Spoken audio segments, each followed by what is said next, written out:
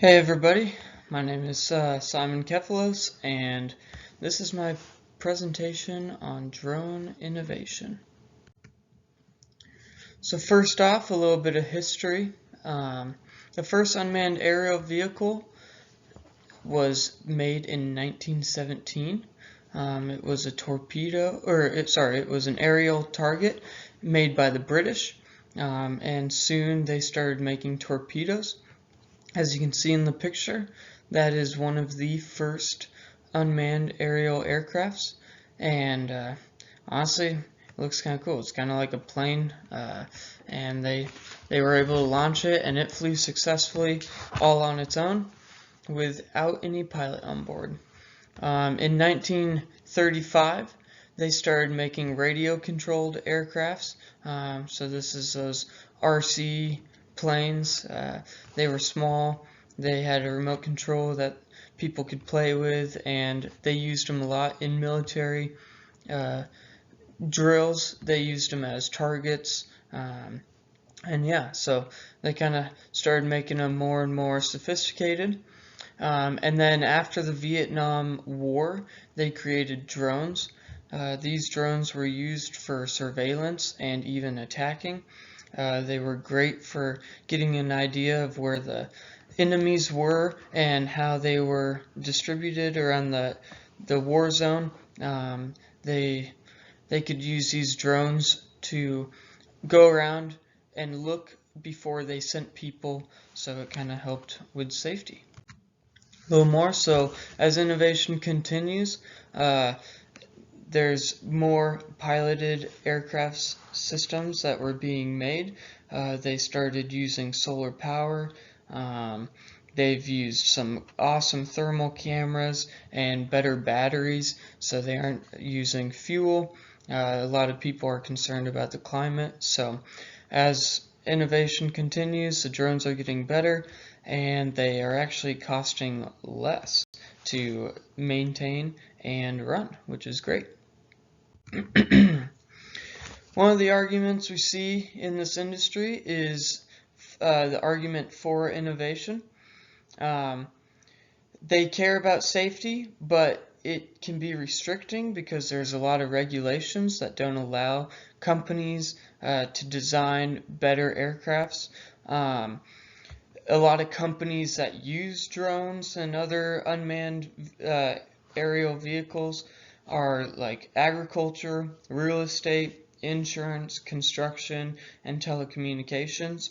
I actually have had a buddy get into the drone real estate business, and it has boomed. I mean, he takes amazing videos of houses being sold, so it is really cool to see how drones are used in some of these companies. Some problems that these companies are complaining about are there's no fly zones. So a lot of state parks, national parks, even places within cities, you're not allowed to fly drones, which there's a side that they understand, but there's also, I mean, watching drone footage of a specific national park could bring in tourism, and a place that I live in, Alaska, tourism is huge for our economy, so sometimes using a drone to help promote tourism and the park could bring in a lot of money for the state and all the people. Another rule is the 400-foot limit. This kind of limits construction because there's definitely some towers that are built or buildings that are over 400 feet. And so they could use drones in ways to survey or get an idea of what the building would look like from, over 400 feet. So there's limiting factors with some of the regulations. And one issue with a lot of these regulations is the companies go bankrupt. They don't get approved for their design.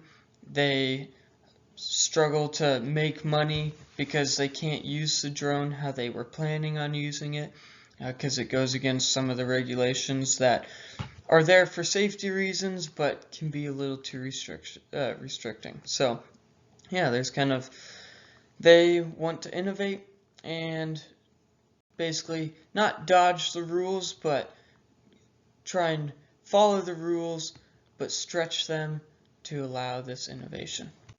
The other argument is obviously for safety, and they want more rules. They want to protect privacy. There's a quote that says drones aren't regulated nearly strictly enough. Basically, a lot of people complain that drones are flying around kind of against the law. They're taking video of everything as they're flying, and this includes people in their own on their own property or in their houses.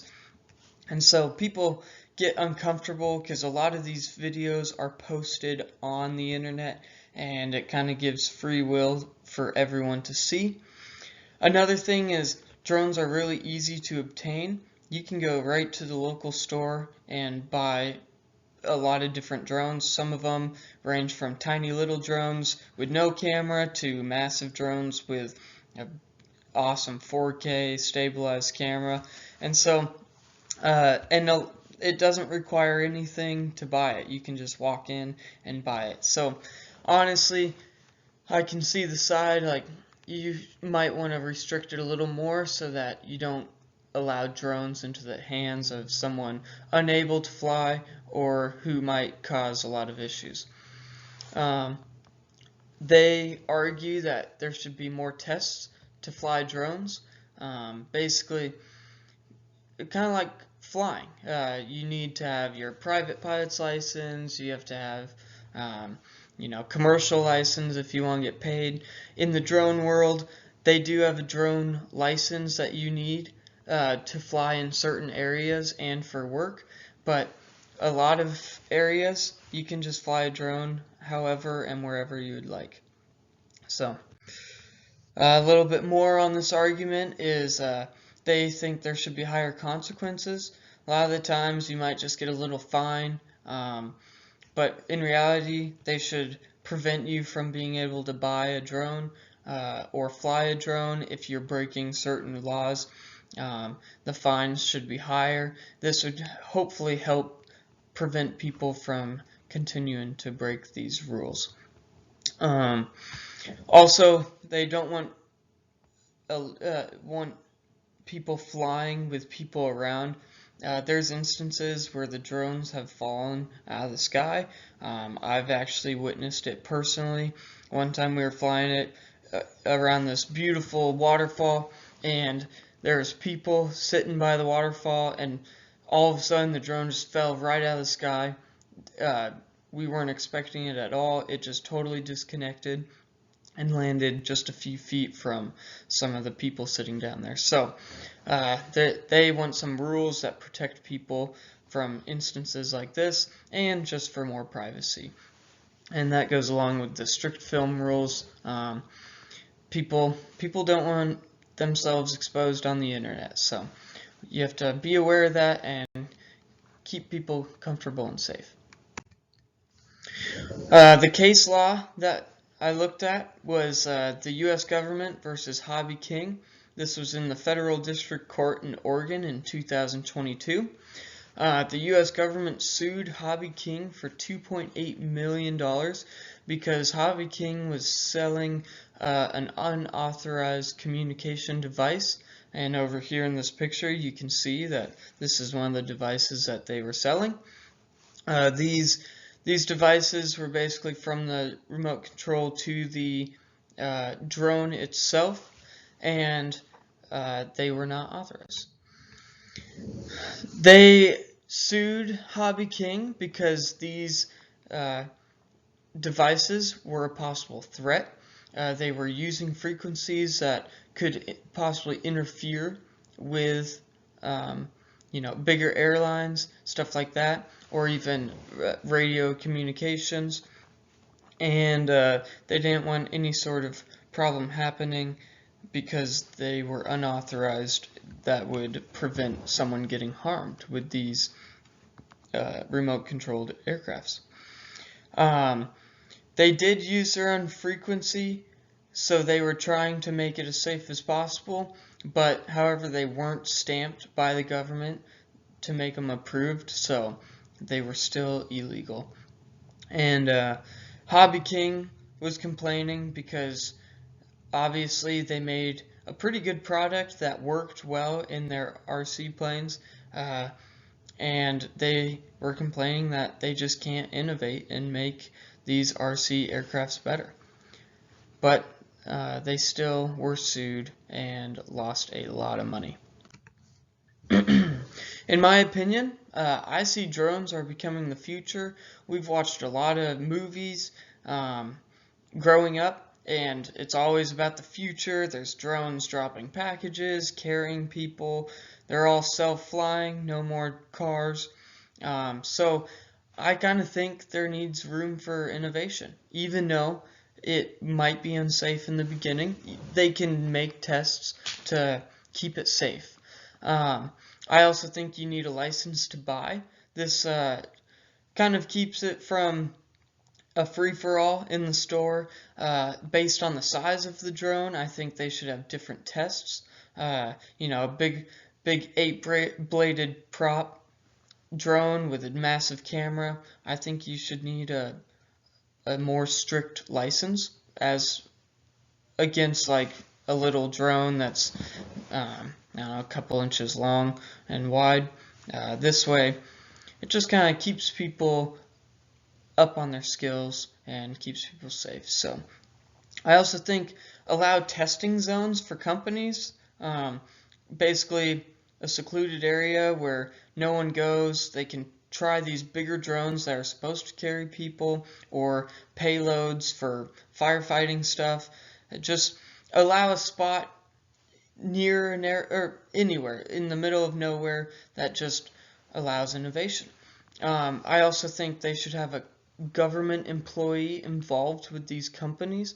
This way, as they're testing, the government is in line, understands what's going on, and is there to witness the greatness that a drone can bring. Some scripture, this is Romans 13:1. Let every person be subject to the governing authorities, for there is no authority except from God, and those that exist have been instituted by God. This is a great reminder to respect the law. It can be hard, especially as companies want to innovate. Some people don't always agree with how the law is put, but God created the government, so it's important to follow them because God put them there for a reason, and if you weren't following them, you'd be going against God's will. Another verse is actually Romans 13:2. Therefore, whoever resists the authorities resists what God has appointed, and those who resist will incur judgment. This is another good reminder to fear the Lord, trust in Him, and don't go against the authority or against His authority. Follow the rules He has made, and another one is cheating causes problems. Basically, going against the law, you're going to create issues. Not only is it a sin, but you're probably going to pay a fine because of it. So just trust in the Lord and trust that the laws that are made are for a good reason. Some recommendations to the companies that are struggling. I think they should gather as a drone industry. There are so many different companies that are trying to build drones that can carry people, kind of be the next Uber facility, and they use them for military as well. As you can see in this picture, this is a picture of the Joby Aviation drone that they're trying to make. They've partnered with NASA, they've partnered with the US Air Force, and even Uber.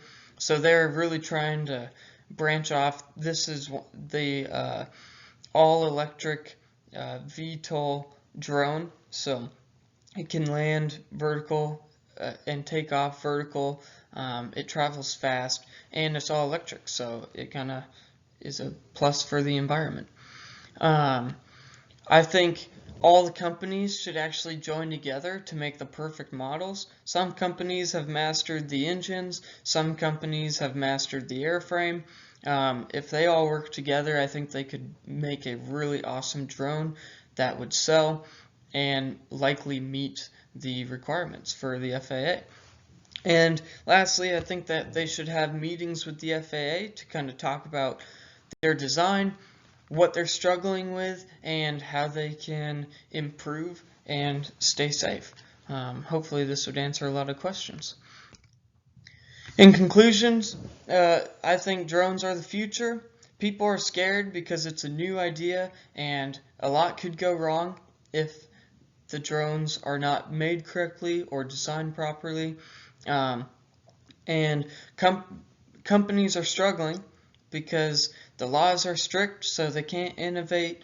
It's expensive to design these, and people are going out of business because they are not able to make money with the drones that they have created. And it's important to remember that technology is advancing, and honestly, I know it can be scary. Back several years ago, there was no phones, and people started using phones, and they were kind of like, wow, this is a lot different. And now we're just getting into the new drone phase. So I'm excited to see what happens, but this is the argument on drone innovation. Thank you, and I hope everyone has a great rest of their week.